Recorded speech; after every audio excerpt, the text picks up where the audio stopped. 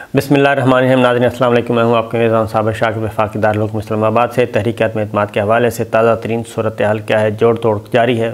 इमरान खान 11 और अपोजिशन 11 बराबर एक दूसरे पे हमले कर रहे हैं और धरनों का भी ऐलान कर दिया गया है और बाकी सारी डिटेल्स आपको मालूम है। लेकिन पिछले 24 घंटों के अंदर अंदर इस मामले में क्या क्या डेवलपमेंट्स हुई वो ज़रा आपको बता देता हूँ। इत्तेहादी जमातें कहाँ खड़ी हैं और जहांगीर तरीन ने क्या फ़ैसला किया है। जहांगीर तरीन साहब जी अलील हैं, उन्होंने मुल्क वापस आना था लेकिन वो अभी तक वापस नहीं आ सके और अब जो उनकी सेहत के बारे में डिटेल्स मालूम हुई हैं वो इस्लामाबाद पाकिस्तान में जब थे तो बुनियादी तौर पे उनको कैंसर का आर्ज़ा भी लाहक है जिसका वो इलाज करवाते रहते हैं। लेकिन इस दौरान मालूम हुआ कि उनको हुआ कोरोना हुआ, उसके भी असरात उन पर मुरतब हुए। फिर वो शौकत खानम हॉस्पिटल में ज़ेर इलाज रहे और उसके बाद एयर एम्बुलेंस के ज़रिए वो बरतानिया गए क्योंकि बरतानिया में ही उनका मुस्तकिल इलाज हो रहा है इस मर्ज़ का। तो वहाँ गए हैं तो ज़रा थोड़ी सी तबीयत ज़्यादा ख़राब थी, कोरोना की वजह से भी जो मर्ज़ है वो बढ़ गया था। और उस दौरान अब जो ताज़ा तरीन लेटेस्ट है वो ये है कि अब वो उनकी हालत बेहतर है, बहुत अच्छी है और वो अपने घर शिफ्ट हो चुके हैं और उनका फार्म हाउस भी है लंदन से ऑक्सफोर्ड सिटी, ऑक्सफोर्ड के करीबी नोबरी एक इलाका है, वहाँ पे उनका फार्म हाउस है और वहाँ पे वो अपना इलाज करवा रहे हैं, बल्कि आराम कर रहे हैं अपने घर में। इत्तला ये है कि शायद वो अगले हफ्ते आ जाएँ। इस दौरान कोशिश ये की जा रही है कि जहांगीर तरीन साहब और वज़ीर-ए-आज़म इमरान खान के दरमियान बाज़ाब्ता तौर पे कोई मुलाकात हो जाए और ये चांसेस मौजूद हैं कि अगर जहांगीर तरीन पाकिस्तान आते हैं तो उनकी खैरियत दरियाफ़्त करने वज़ीर-ए-आज़म इमरान खान अपने वज़रा के साथ जा सकते हैं और इससे तलख़ी और दूरी जो है वो ख़त्म करने की कोशिश की जाएगी। और अगर जहांगीर तरीन साहब, क्योंकि नीचे जो इजलास हो रहे हैं तरीन ग्रुप के, वो उसमें मिले जुले रुझानात हैं, लेकिन अब बाकायदा तौर पे हमज़ा शहबाज जो कि लीडर ऑफ अपोजिशन भी हैं, उनकी मुलाकात हुई तरीन ग्रुप से और अली तरीन के साथ टेलीफोनिक रब्ता भी हुआ। तो तरीन ग्रुप और नून लीग माइनस बुज़दार फार्मूले पर मुत्तफ़िक हैं और अब तरीन ग्रुप जो है वो उसकी हिमायत लेने गई थी मुस्लिम लीग नवाज़ और चौधरी परवेज़ इलाही साहब चूँकि कर चुके हैं ऐलान अपोजिशन की तरफ से कि सीएम के उम्मीदवार वो होंगे, लिहाजा हमज़ा शहबाज ख़ुद भी तरीन ग्रुप के पास चले गए और अब हो ये रहा है कि तरीन ग्रुप पूरे का पूरा उसको मुस्लिम लीग नून में लाने की कोशिश की जा रही है और उसमें कुछ शराइत मौजूद हैं। एक तो आम इंतखाबात की सूरत में शराइत हैं कि टिकट्स वगैरह दिए जाएँ और मुस्तकिल ज़म हुआ जाए, ये नहीं कि ये सिर्फ जो तहरीकात में इत्मीदाद चल रही है उसकी हद तक। तो लिहाजा एक तो हमज़ा और जहांगीर तरीन में टेलीफोनिक रब्ता भी हो गया, बातचीत भी हो गई और ओन चौधरी और जहांगीर तरीन ग्रुप के साथ मुलाकात भी हो गई और उस मुलाकात के नतीजे में ये हुआ है कि जी हम आगे बढ़ेंगे मिलकर।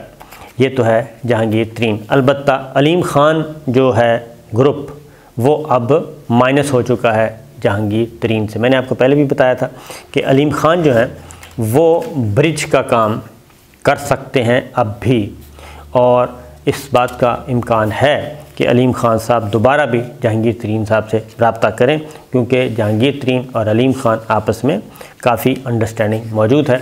और जब आज़ाद लोगों को पीटीआई में शामिल किया जा रहा था तो उस वक्त भी अलीम ख़ान और जहांगीर तरीन दोनों ही होते थे जहाज़ में। जहांगीर तरीन साहब का जहाज़ होता था, अलीम ख़ान साहब साथ होते थे और अराकीन को ला ला के बनी गाला में पार्टी झंडा, पार्टी मफलर दिया जाता था।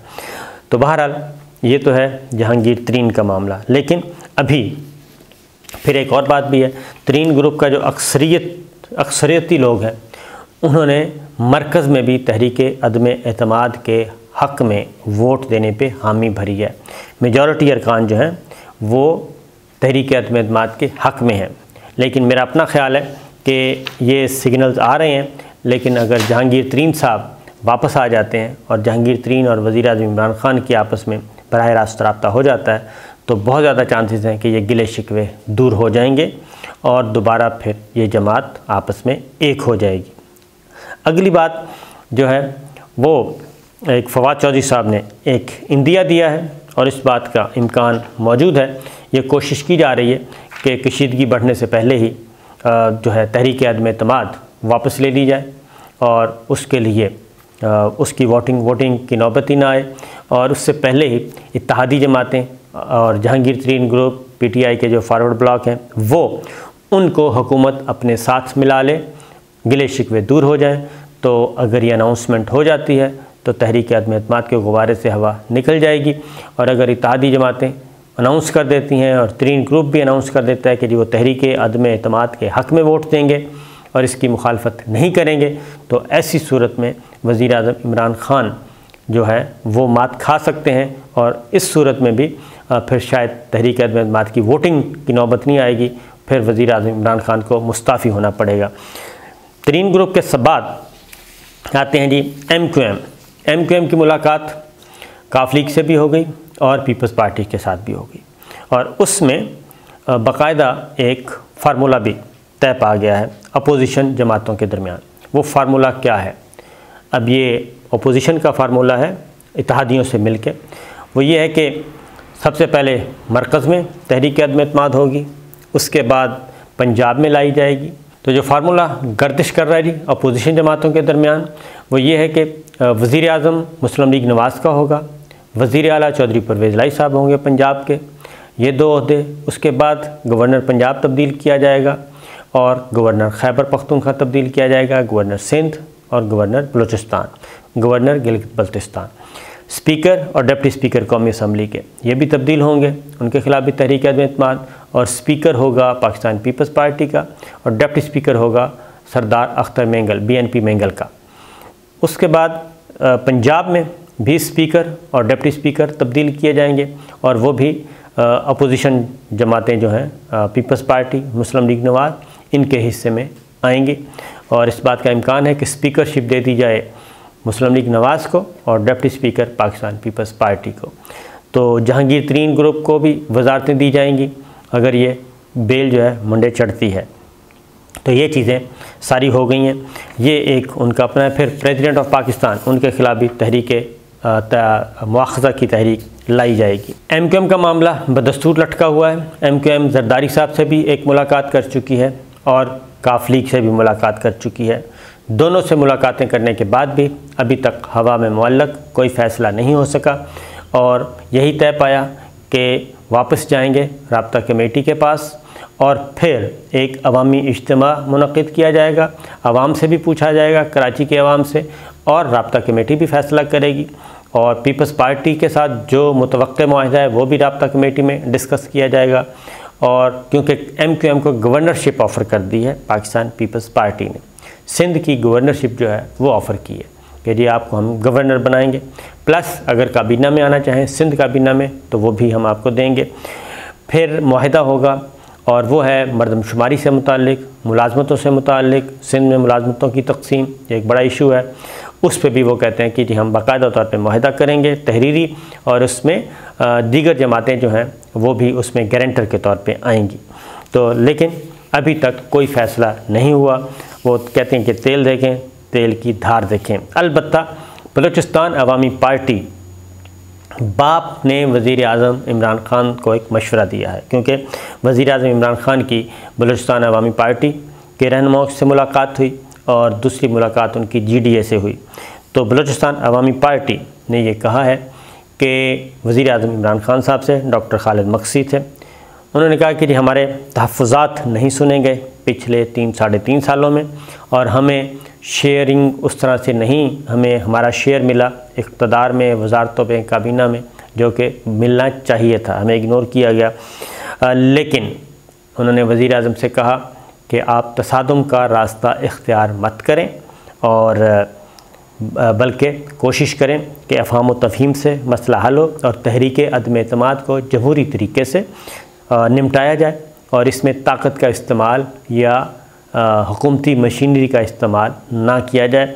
उन्होंने जो धरना या मिलियन मार्च का ऐलान किया है, BAP ने कहा कि उसको भी रिविज़िट किया जाए वो नहीं होना चाहिए, क्योंकि ऐसी सूरत में तसादुम का ख़तरा है, और तसादुम हुआ तो फिर चीज़ें किसी तरफ भी जा सकती हैं। आगे चलते हैं जी। पाकिस्तान मुस्लिम लीग काफ, उसकी मुलाकात, वफाकी वज़रा से मुलाकात हुई, लेकिन बदस्तूर पाकिस्तान मुस्लिम लीग काफ ने भी कोई वाज़ेह फ़ैसला नहीं किया अभी तक कि वो हक़ में है या ख़िलाफ़ है। लेकिन अब उस तरफ से जो इशारे मिल रहे हैं, अब काफ लीग भी थोड़ा सा मिड विकेट पे आ गई है और बड़ी मोहतात गुफ्तगू कर रही है, और शायद वो भी चाहती है कि कुछ अगर मामला अगर तहरीक अदम एतमाद किसी और तरफ जाती है तो फिर उससे पहले वो भी फ़ैसला कर ले। उसकी रीज़न ये है कि मुस्लिम लीग नवाज़ के अंदर एक बार फिर इख्तलाफ पैदा हो चुका है, और मुस्लिम लीग नवाज़ के रहनुमाओं ने उस इख्तलाफ को पब्लिक भी करना शुरू कर दिया है, और वो ये है कि अगेन कि ये सेटअप जो आएगा वो 1.5 साल के लिए होगा या फिर शॉर्ट टर्म होगा। मुस्लिम लीग नवाज़ यानी कि मरीम सफदर साहबा और नवाज़ शरीफ साहब और उनके जो हम ख्याल ग्रुप है, वो अभी भी मुस्लिम लीग नवाज़ के अंदर वो ये चाहता है कि ये जो वज़ीर आज़म इमरान ख़ान के बाद जो भी सेटअप आए वो शॉर्ट टर्म होना चाहिए, आए बजट दे और 4-5 रिफ़ॉर्म्स करे, कॉन्स्टिट्यूशनल रिफ़ॉर्म्स और आइनी इस्लाहात जिसको कहते हैं, उसमें इलेक्शन रूल्स हैं, इलेक्शन एक्ट है, नैब है और कुछ दीगर हैं, इनसे करें। केयर टेकर सेटअप तरतीब दें आइन और कानून के मुताबिक, और उसके बाद वो इलेक्शन की तरफ चला जाए और इलेक्शन अक्टूबर में करवा लिए जाएं। यानी ये मार्च है और अप्रैल, मई, जून, जुलाई, अगस्त, सितंबर, अक्टूबर, तो जो अभी हुकूमत आए वो सिर्फ़ और सिर्फ ज़्यादा से ज़्यादा 4 से 5 महीने रहे, और उसके बाद केयर टेकर गवर्नमेंट निगरान हुकूमत आए वो करे। तो ये भी इख्तलाफात चल रहे हैं। तो चौधरी परवेज़ इलाही साहब और पीपल्स पार्टी भी इवन वो ये नहीं चाहते कि हम 3-4 महीने के लिए आएँ, क्योंकि पीपल्स पार्टी भी चाहती है कि सिंध हुकूमत जो है वो क्यों किसी की उसकी क्या गलती है या वो क्यों सज़ा भुगते। लिहाजा इस पे एक बार फिर अंदर खाने मामलात गड़बड़ होना शुरू हो गए, जिसका फ़ायदा जो है वो पहुंच रहा है पाकिस्तान तहरीक इंसाफ को, और तहरीक अदम एतमाद की नाकामी की सूरत में पहुंच सकता है। अलीम ख़ान को मनाने के लिए मैदान में उतरे जी वफाकी वज़रा और मुश्तरका दोस्त कहते हैं आ गए मैदान में, और उनको मनाया जाएगा दोबारा से। आमिर महमूद क़यानी, फवाद चौधरी, परवेज़ खटक साहब, इन्होंने अलीम ख़ान से किए हैं राब्ते, और उनको कहा जा रहा है कि जनाब गुस्सा थूकिए और वापस बाइज़्ज़त तरीके से हम आपको वेलकम करते हैं। वज़ीर आज़म इमरान ख़ान से मुलाकात भी आपकी करवाते हैं, और जो भी माजी में तलखियाँ हैं उनको ख़त्म करते हैं तो वापस आया जाए।